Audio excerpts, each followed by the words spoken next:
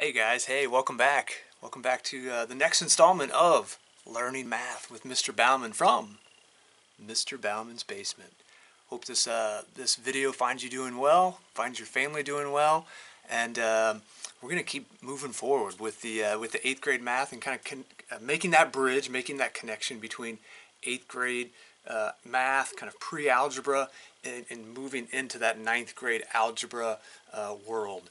So that's really kind of the focus of these next few videos as we kind of wrap up this school year, is really trying to bridge that gap between 8th grade and ninth grade. So again, hope this finds you doing well. Really appreciate all the hard work, efforts, and the time and the energy that you've been putting into these assignments, watching these videos, and completing those practice problems on the Google Docs each day. So really appreciate that. It's noticed and greatly appreciated. So we're going to move right into a really kind of a core standard from 8th grade, which guaranteed you're going to see again in ninth grade.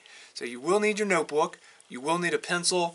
I think you can probably do without a calculator today, but if you happen to have a straight edge at home, we're going to be doing a little bit of graphing today, so a straight edge might serve you quite well. If you happen to have graph paper, if you had it in your backpack on that last day, you might take out a sheet of graph paper.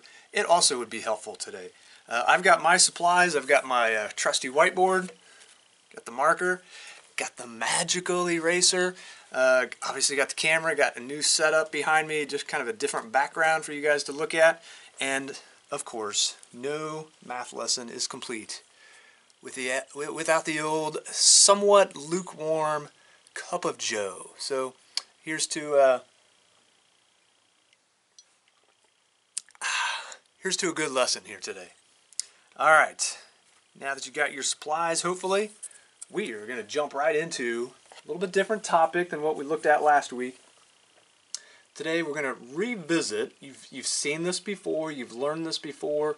It was last fall when we looked at it. So we're going to revisit this because, as I said here at the bottom of this board, this is a huge standard in ninth grade algebra.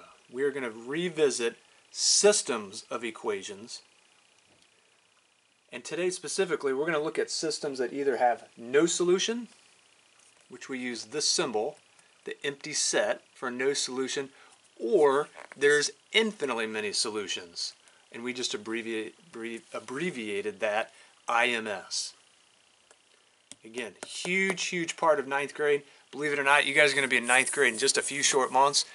And I want you to, as I've been saying, I want you to just be rock solid when you walk into that first day of algebra. And that's why I'm revisiting, now that we've completely finished all of the 8th grade math standards. And that's my goal every year. Basically by April, mid-April, I should be done with all of the standards. And we are officially done with all the 8th grade standards. That's why I'm kind of revisiting some of those as we kind of transition into ninth grade. And you will be there very soon. So there we go. If you need to pause the video, I'm going to create some space here on my board. We're going to jump right into these systems.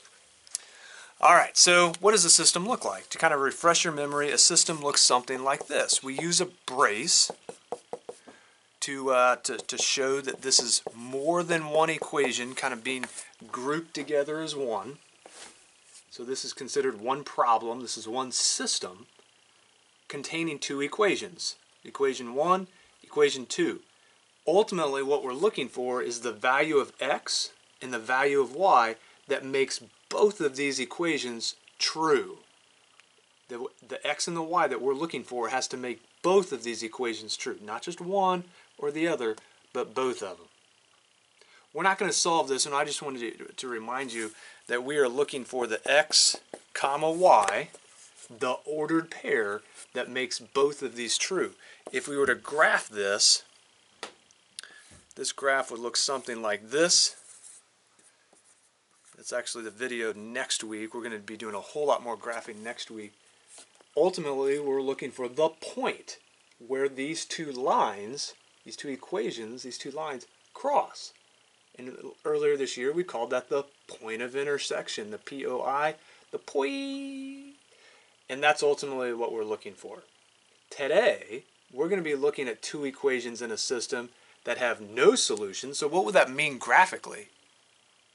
If there's no solution, there is no point of intersection, which means the lines have to be parallel to each other. They're rising or falling at the same rate or the same slope. If there's infinitely many solutions, that means the two lines, when we draw the two lines, they're actually kind of laying right on top of each other. In the math world, we call that collinear. I know we've used that word before, but again, it's been a few months. Collinear means the two lines are kind of lying right on top of each other. How many times do two collinear lines cross? It'd be infinitely many times because they're lying right on top of each other. They have infinite points of intersection. So that's ultimately what we're going to be looking at, a system whose graph is either parallel lines or a graph whose collinear lines. So that's kind of the setup here for today. So let's jump right into our first example. So you can call this example 1. And the directions for most of these today will simply be to solve the system and then check it. It's real fast check. Not every math problem is quick to check. Today they will be pretty quick to check. So solve the equation and then check. So I'll kind of paraphrase here. So I do want you to write this in your notes. We will be solving about 4 different examples here today. The directions for each are basically the same. Solve the system and then check. Pause the video if you need to. So the system that we're going to look at, 2 equations, 2 unknowns, y equals negative 2x plus 2, and y is equal to negative 2x minus 3.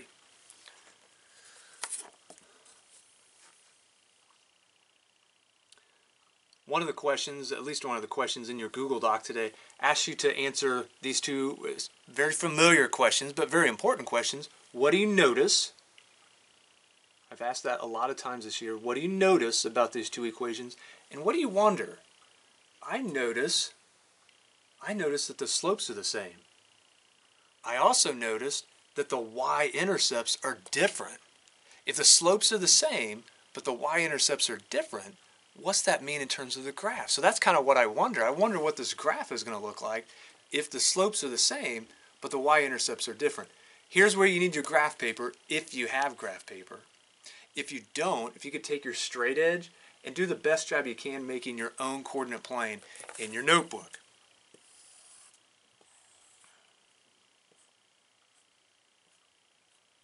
So I'm going to go about 5. I'm going to go about 5 in each direction.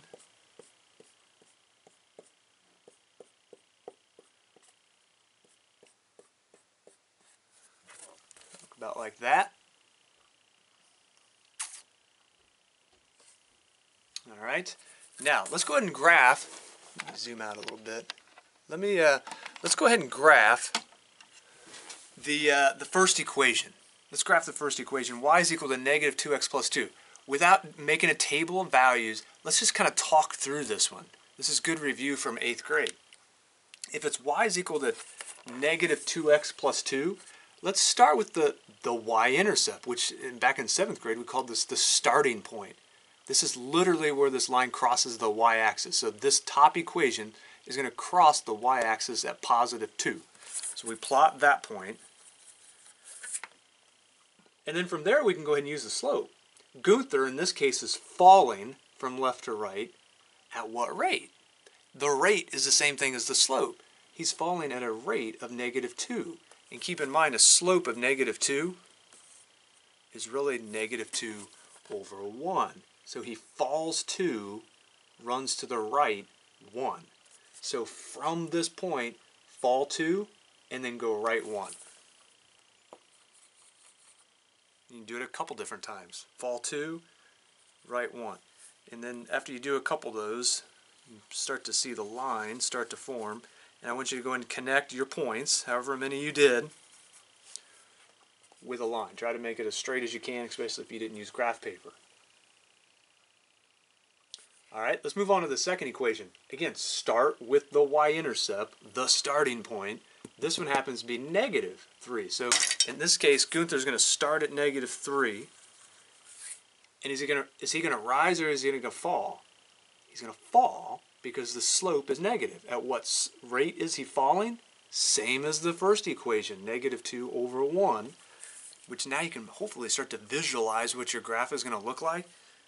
If I fall 2 and then go right 1, I could also, if you're feeling kind of crazy today, instead of falling 2 and going right, which way could you go? That's right, you could go up 2 and then left 1. Because negative 2 over positive 1 is the same thing as positive 2 over negative 1. These are equal. They look different, but they're equal. They have the same value. So now I can go up 2 and left 1. And I should still fall on the same line. And in fact, if I go ahead and draw this line, keep in mind I didn't use graph paper, but those are relatively straight lines and relatively parallel. These are definitely parallel lines. So if you graph, I think I asked you to graph at least once tonight in the Google Doc. When you graph these two lines and they're parallel, how many solutions does it have? How many points of intersection does it have? That's right, it has 0 because they're parallel. Parallel lines never cross, right? So at this point you can stop and you can just simply say on your Google Doc, or next year in 9th grade, we got parallel lines, and then use the therefore symbol.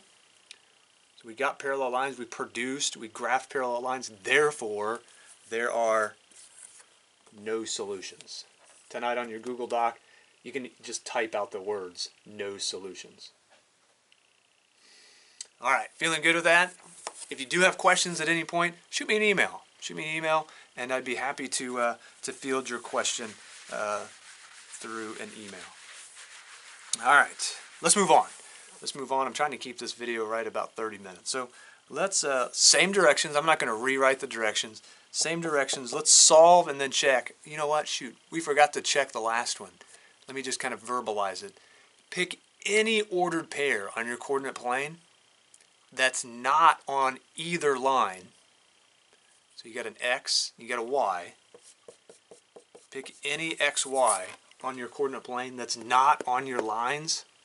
If you plug in the X for both equations, and then plug in the Y equation, or plug in the Y value into both equations, they both should be false. Both equations should be false because there is no solution. The only ones, well, actually, because they're parallel, any point on the coordinate plane would be false because it doesn't exist. Even if you picked a point on a line, it's not going to be on the other line because they are two separate lines. They're parallel. So no matter which ordered pair you picked on that coordinate plane, it would always be false. Okay? We forgot to check it, but please check tonight if you get a chance. All right, let's try y is equal to 4x plus 3. And let's try y minus 4x equals negative 1. Y is equal to 4x plus 3, and then y minus 4x equals negative 1. Again, same two questions. What do you notice? What do you wonder?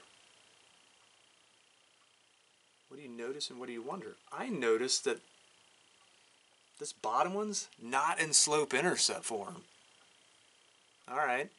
I also noticed that this one's already solved for y. This one is in slope-intercept form. So instead of graphing, I think graphing could be a little bit trickier here. I mean, you could definitely convert this one into slope-intercept form. Definitely nothing wrong with that. But because this one's solved for y, let's try substitution. We're going to be going, kind of reviewing substitution and elimination next week in the video.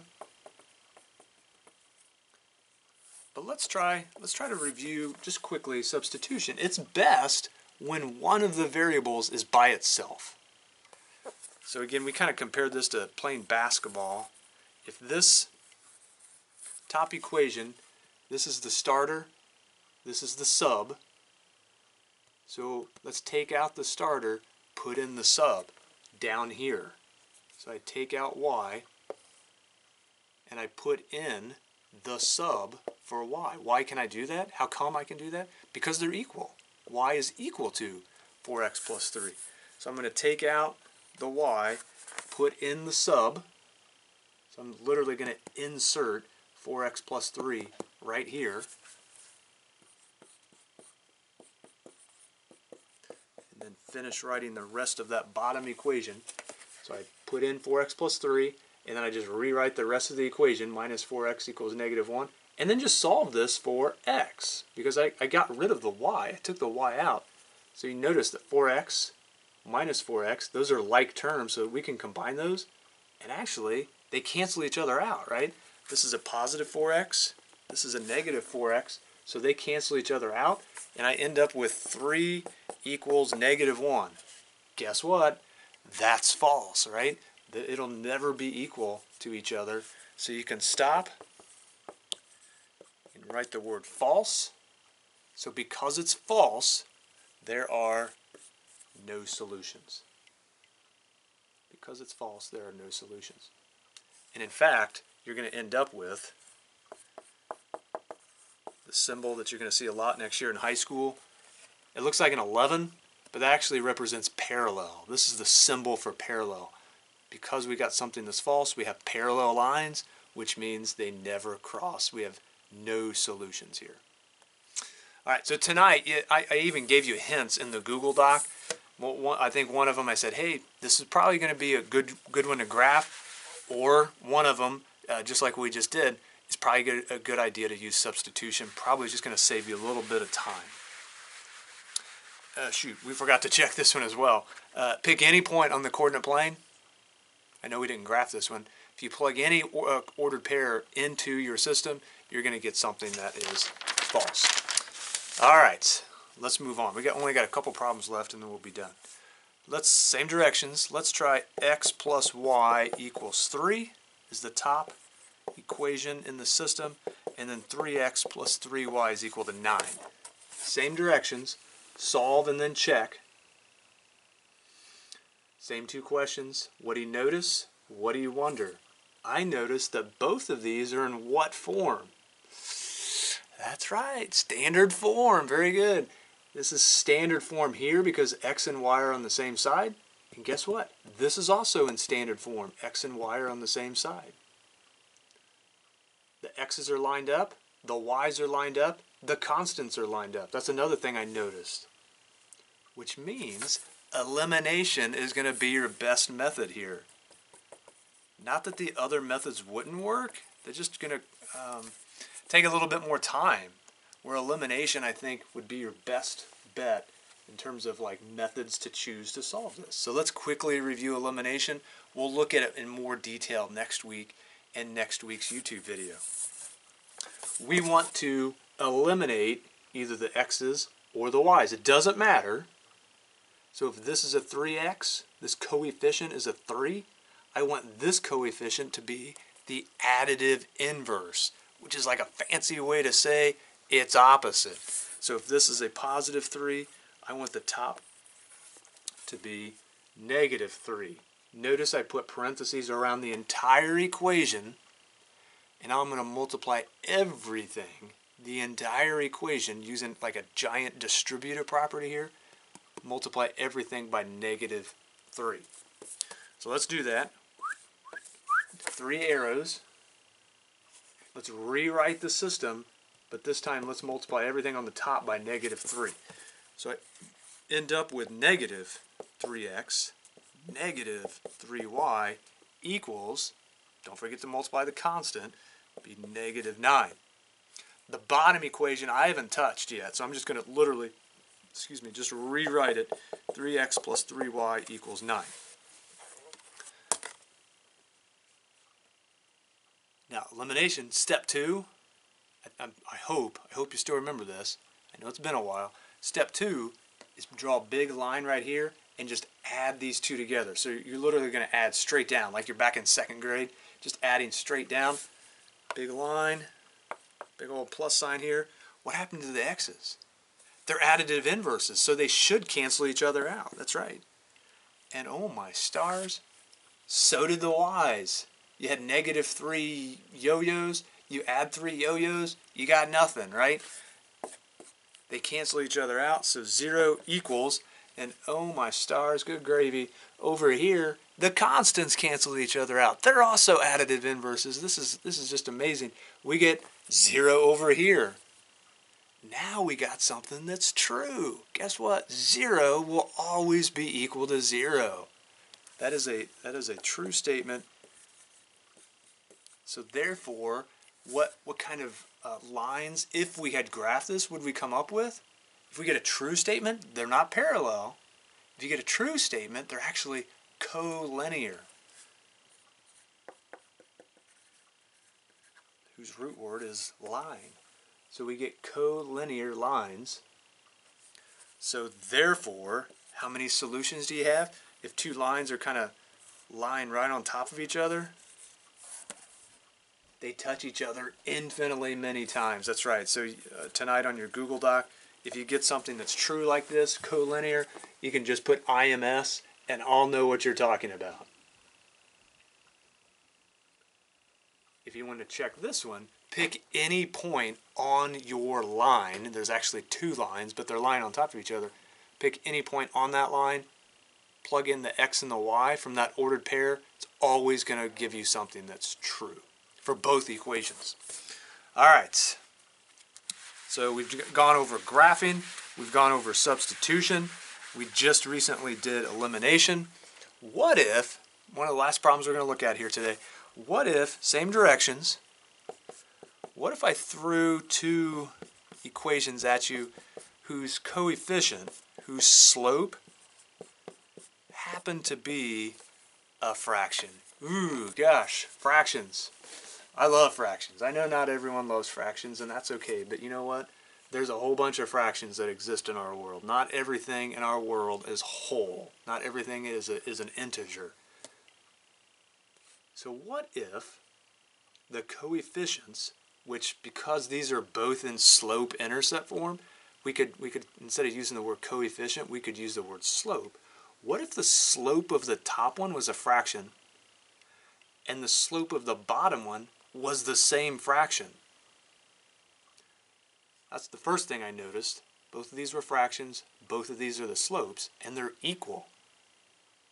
So what's that tell you about the rate at which this line is rising or falling? Because these are positive 3/4, we know that Gunther is rising. He's going up from left to right. The other thing you need to notice is that the y-intercepts are different. If these had both been the same y-intercept, if this was positive 1 here and this one was positive 1 down here, what would that tell you about the lines? They'd both be going up at the same rate and they would both cross the y-axis at the same point. Those lines would be collinear. They would be the same line. But because these are different, but it's rising at the same rate, what's that tell you about these two lines? That's right, they're parallel. Really no need to graph it, because at this point in 8th grade, you should be able to tell me what I just described. These are parallel lines,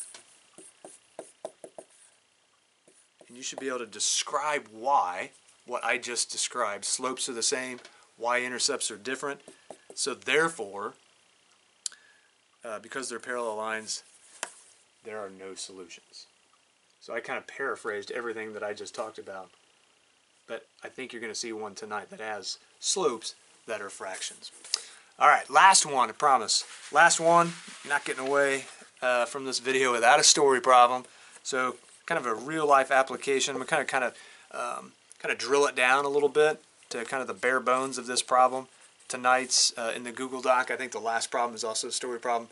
A little bit more detail, but I wanted to try to keep this video a little bit shorter. So let's suppose we got Jimmy and Susie. Good old Jimmy, good old Susie. Let's suppose Jimmy starts with $0 in his bank account. Starts with $0 in his bank account. Susie, on the other hand, starts with 40 bucks in her bank account. Just paraphrase here. Jimmy starts with Jimmy starts with $0. Susie starts with $40. Pause the video if you need to. Get this information in. Okay. Jimmy started off 0. Susie started with 40. Let's suppose they both, or they each, get a babysitting gig. Neighbor calls them up, aunt, uncle, whoever calls them up and says, hey, I need a babysitter. Can you help out? Perfect. Jimmy gets his babysitting gig. He goes to that house. Susie gets her babysitting gig. She goes to a different house. They both charge $10 per hour. So they both charge $10 per hour. So they're going to be earning $10 every hour that they're sitting there watching the little kids. Okay? Again, pause the video if you need to, if you don't have that down yet. Babysitting gig, $10. I'm a little parched here. I would call that now cold coffee. No more lukewarm about it. My first question is, what would this system look like? What would the system look like? Let's call the top one J and call the bottom one S. So my top equation is going to be Jimmy. My bottom equation is going to be Susie. Real life applications or real life story problems, you label it if you need to, if it helps you keep track of which one is which. So let's put Jimmy's kind of information into an equation in slope-intercept form. So it's going to look like y is equal to mx plus b. And at this point, again, in 8th grade, you should be able to tell me without a doubt what Jimmy's equation is going to look like. So it's going to be y equals, what's Jimmy's slope? At what rate is he rising? We're assuming that x represents the number of hours and y represents the dollars. So you might want to add that into your notes. If x is the number of hours, if this was like a standardized test, we would say let x represent the number of hours. If this is a standardized test, you would say let y represent the number of dollars. But for the Google Doc, I think I may have even stated this for you. So my question is, what is the slope? If I want this equation in slope-intercept form, at what rate is Jimmy's money rising? Because this is his money, y is his dollars. At what rate is Jimmy's money rising? That's right, it's rising $10 per hour. But what did Jimmy's money start at? It started at 0. Do you have to put the plus 0? No. In fact, I'd prefer you just to erase it, and it's an unnecessary number to write. Let's talk about Susie. Once you've seen Jimmy, Susie's is pretty straightforward. Y equals, at what rate is she rising? That's right, also 10. 10x. Where did she start? She started at $40. So her equation would look like this. Y is equal to 10x plus 40. That's part A for this problem. What's the system? We just wrote the system. What do you suppose part B is going to say on tonight's Google Doc? You got it. I want you to solve it. At this point in this video, at this point in this lesson, all of you should be able to tell me that there's how many solutions here. Let's talk through this. Without graphing, you should be able to tell me, since the slopes are the same, but the y-intercepts, if it helps, you can put the 0 back in, so you can tell that for sure these y-intercepts are different. Because these are different and the slopes are the same, they're rising at the same rate. I'm going to label my graph here real fast, just do a real rough sketch of this. So my y-axis is the dollars, x-axis is the hours, which we've already stated. Where's Jimmy going to start? Jimmy's starting at the origin. And he's making $10 per hour. Susie, on the other hand, she's starting at 40, but she's also making $10 an hour, so she's rising. If this was Gunther climbing this mountain, Gunther would be climbing at the same rate. So her line is also moving up at a rate of $10 per hour. So we would say that the lines are parallel, and because we have parallel lines, there are no solutions. Now, last question, what does that mean in terms of Jimmy and Susie's bank account, will they ever have the same amount of money at the same time? Would they have the same amount of money at the same time? Look at my graph and answer that question. Will Jimmy and Susie ever have the same amount of money at the same time? The answer is no. It'll never happen. If, assuming this trend continues, it'll never happen. A, because there's no solution, and B, you can tell that these lines never cross. They will never have the same money, same amount of money at the same time, because the lines are parallel. So, there we go. At this point, I hope you now have recalled and now know more about systems that have zero solutions or infinitely many solutions. I hope your understanding of that concept is stronger now than it was at the beginning of this video. Believe me when I tell you, I would much rather be in the classroom reviewing this, teaching this to you again. But we're all, adults included, we're making the best of the situation. So I hope you find these YouTube videos helpful. I really appreciate the work and effort and time that you're putting into these videos, and also on the subsequent Google Docs, and know that those efforts are greatly appreciated and greatly noticed. As always, with the kind of challenging times that we have, be kind to one another. A little bit of kindness really goes a long way. So continue to be kind to your family. Be patient with one another. We're all kind of in this together. In the words of Troy Bolton, we're all in this together. And so patience really helps people work together quite well. And above all, please pray. Pray for one another. Pray for the health and safety of your family, your friends, your classmates.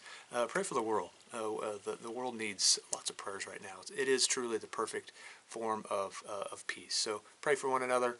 Thanks for watching this video. Have a fantastic day, and we'll catch you guys soon.